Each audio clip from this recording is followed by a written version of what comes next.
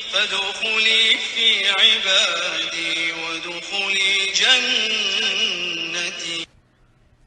فادخلی فی عبادی وادخلی جنتی، اے بندے داخل ہو جا میری جنتوں کی طرف۔ وَنَحْمَدُهُ وَنُصَلِّي عَلَىٰ رَسُولِهِ الْكَرِيمِ اما بعد، اعوذ باللہ من الشیطان الرجیم، بسم اللہ الرحمن الرحیم۔ میرا آج کا موضوع، عمل صالح کرنے والے کو اللہ لازوال عزت دیتا ہے اور اس کے اعمال اوپر اٹھائے جاتے ہیں۔ من کان یرید العزت فللہ العزت جمیعا الیہ یصعد الکلمۃ الطیب والعمل الصالح یرفعہ والذین یمکرون السیئات لہم عذاب شدید ومکر اولئک ھو یبور۔ سورہ فاطر آیت 10۔ جو شخص عزت چاہتا ہے تو عزت تو تمام تر اللہ ہی کے لیے ہے۔ پاکیزہ کلمات اسی کی طرف چڑھتے ہیں اور عمل صالح انہیں اوپر اٹھاتا ہے، اور جو بری چالیں چلتے ہیں تو ایسے لوگوں کے لیے سخت عذاب ہے اور ان کی چالیں ہی برباد ہونے والی ہیں۔ اس آیت میں یہ بتایا گیا ہے کہ جو شخص عزت اور قوت کا طلبگار ہو تو اس کو یہ سمجھ لینا چاہیے کہ وہ اللہ کے سوا کسی کے بس میں نہیں۔ یہ آیت قریش مکہ معظمہ کے ان سرداروں کے بارے میں ہے کہ جو نبی صلی اللہ علیہ وسلم کی دعوت کو ناکام کرنے کے لیے ہر جھوٹ اور ہر فریب اور ہر مکر سے کام لے رہے تھے۔ یہ لوگ در حقیقت حضور صلی اللہ علیہ وسلم کے متعلق کسی غلط فہمی میں مبتلا نہ تھے، بلکہ خوب اچھی طرح جانتے تھے کہ آپ صلی اللہ علیہ وسلم کس چیز کی طرف بلا رہے ہیں، اور آپ کے مقابلے میں وہ خود کن جہالتوں اور اخلاقی برائیوں کو برقرار اور قائم رکھنے کے لیے کوشاں ہیں۔ یہ سب کچھ جان لینے کے بعد اور سمجھ لینے کے بعد بھی ان کا فیصلہ یہی تھا کہ محمد صلی اللہ علیہ وسلم کی بات کو نہیں چلنے دینا۔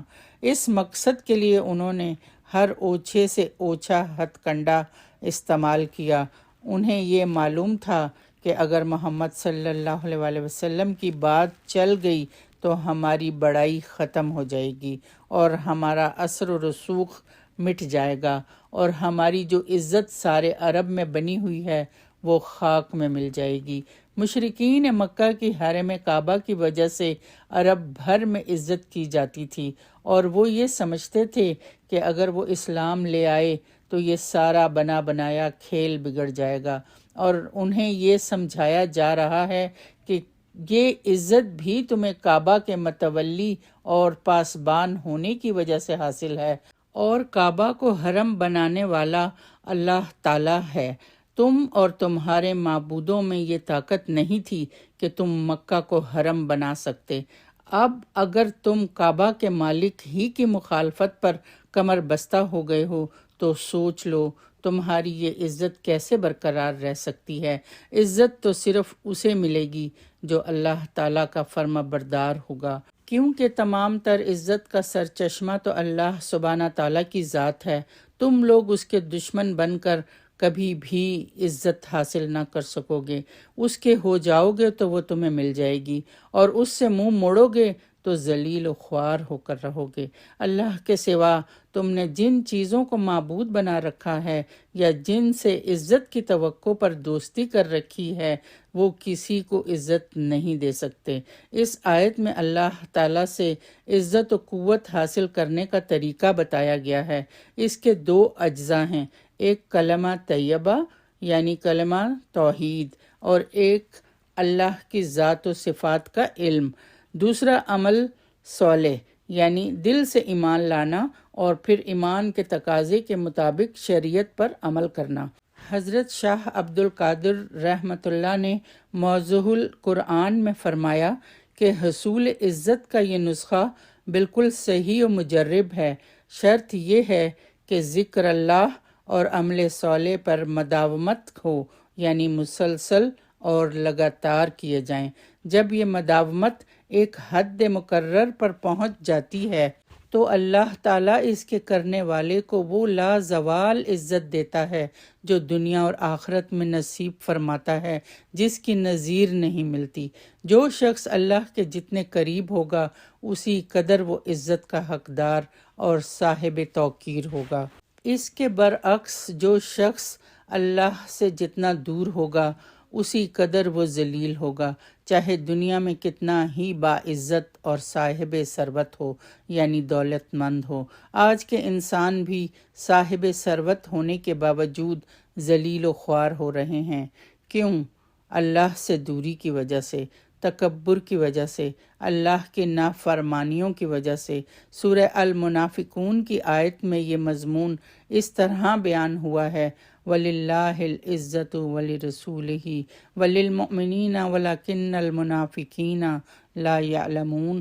اور عزت تو اللہ کے لیے اور اس کے رسول صلی اللہ علیہ وسلم کے لیے اور مومنین کے لیے، لیکن منافقین یہ بات نہیں جانتے۔ الیہ یصعد الکلم الطیب، اور اسی کی طرف اٹھتی ہیں اچھی باتیں۔ اس کے ہاں تو صرف وہ قول عروج پاتا ہے جو سچا ہو، پاکیزہ ہو، حقیقت پر مبنی ہو، اور جس میں نیک نیتی کے ساتھ صالح عقیدے اور ایک صحیح طرز فکر کی ترجمانی کی گئی ہو۔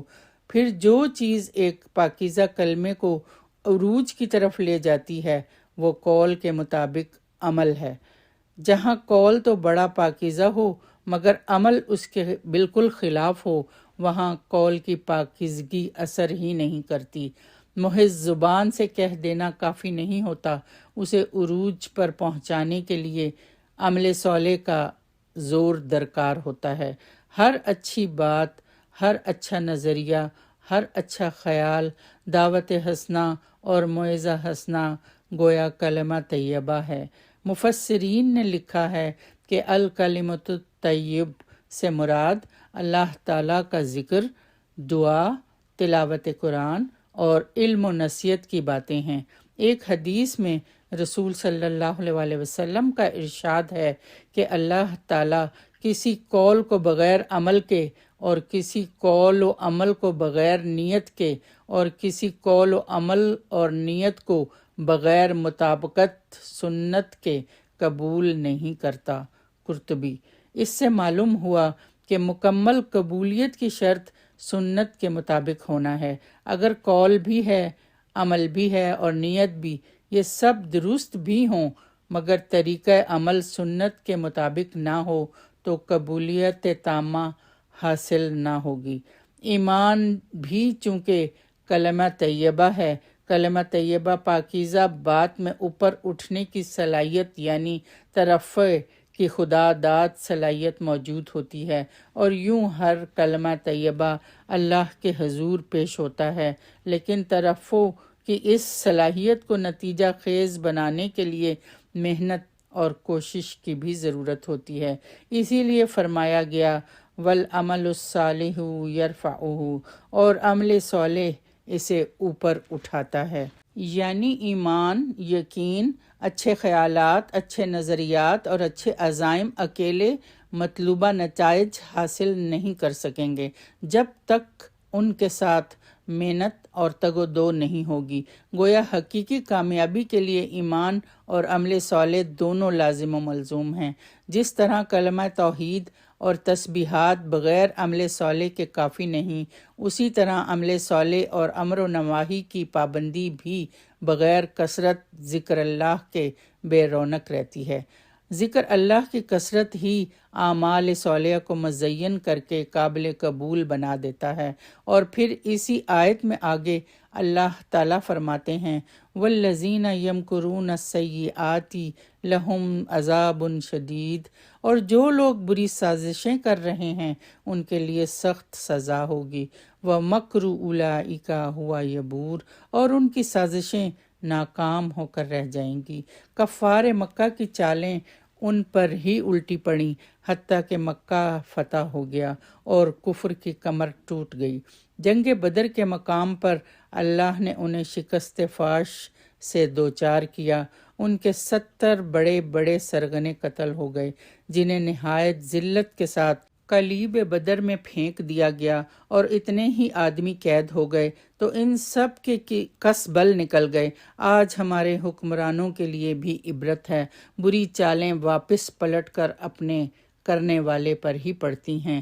برے کاموں کا برا ہی انجام ہوتا ہے، برے کاموں کے کرنے سے ذلت و رسوائی ہی مقدر بنتی ہے، دنیا بھی دھتکارتی ہے اور اللہ کے ہاں بھی انسان اپنا مقام گرا لیتا ہے۔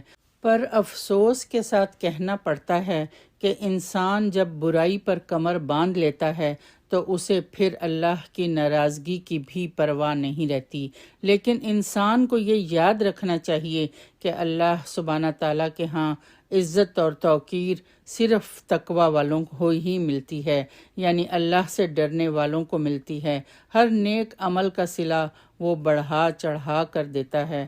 تقوی کے ثمرات کچھ اس طرح ملتے ہیں، یعنی اگر انسان اس بات سے ڈرتے رہیں کہ کہیں ان سے کوئی ایسا فعل سرزد نہ ہو جائے جو اللہ کی رضا کے خلاف ہو، تو اللہ ان کے اندر ایسا نور بصیرت یا قوت تمیز پیدا کر دے گا جو زندگی کے ہر موڑ پر ان کی رہنمائی کرے گا، یعنی یہ سمجھ لے گا کہ فلاں کام سے اللہ کی رضا حاصل ہوگی، اس کی رضا کے عین مطابق ہوگی، اور فلاں کام اس کی مرضی کے خلاف ہے۔ یعنی جو لوگ ایمان لانے کے بعد تقوی اختیار کرتے ہیں، اللہ تعالیٰ انہیں 3 قسم کے انعامات سے نوازتا ہے۔ ایک تو ان میں حق و باطل میں تمیز پیدا کرنے کی بصیرت پیدا ہو جاتی ہے، دوسرے ان کی برائیوں کو مٹا دیا جاتا ہے، اور تیسرا ان کے اکثر و بیشتر گناہ معاف ہی کر دیے جاتے ہیں۔ اور تقوی کے یہ ثمرات محض تقوی کی بنا پر نہیں بلکہ اس لیے ہوتے ہیں کہ اللہ تعالیٰ لامحدود فضل کا مالک ہے۔ اللہ ہمیں مکر و فریب اور بری چالیں اور تدبیروں سے محفوظ رکھے اور عمل صالح کی توفیق دے، آمین۔ بے شک عزت اور ذلت دینے والی اسی کی ذات ہے، تمام تر عزتوں کا مالک وہی ہے۔ فللہ العزت جمیعا وآخر دعوانا ان الحمد للہ رب العالمین۔